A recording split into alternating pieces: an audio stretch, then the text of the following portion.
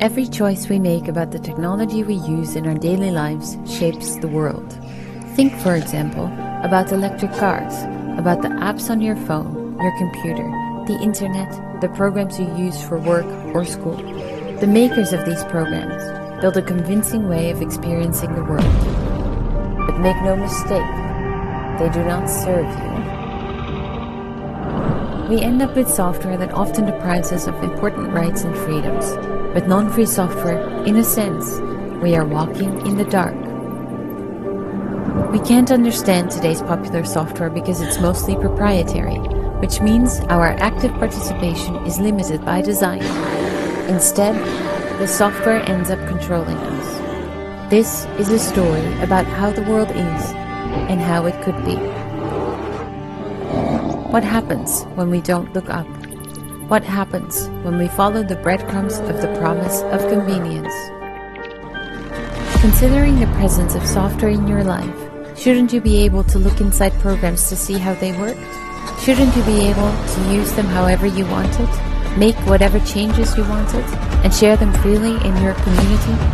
To live in a world where we do control our technology, we need software that is free, as in freedom.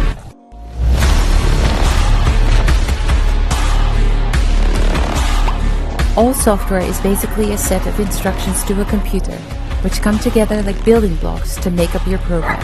There is a global community of people that believe that software should serve you, the user. That you should be able to freely access, make changes, and share these building blocks to your liking. And when you can, we call it free software. With free software, you can not only check that software does what it says it does, like protect your privacy, you can also adjust it to make it do something new, something creative. You can solve any issue that you can think of. We protect this freedom by using a concept called copyleft.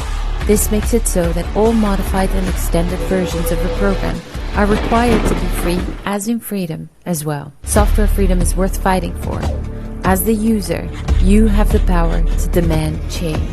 You can make conscious decisions toward freedom, one step at a time. There are free, as in freedom, programs that you can begin to use today, which provide an ethical replacement for the apps on your computer or phone. Over time, you can replace more and more of the parts of your digital life with tools that respect your freedom and help others to do the same by learning about and advocating for software freedom in your home, school, and workplace. Every time you use free software, you are helping to create a freer existence for yourself and for the rest of us too. This just in, shocking new video from a school teacher who wandered into a cave and found out what's really going on with these devices we're all carrying around in our pockets. It turns out they're a form of mind control, and the end game is walking unconsciously right into the mouths of monsters. Free software is important, not just when thinking of technology, but it matters for a free society. So from now on, when you are speaking about any kind of freedom, please consider the role that software plays in that cause. The Free Software Foundation has been fighting for software freedom since 1985. The journey won't be over until we've all climbed the ladder to freedom.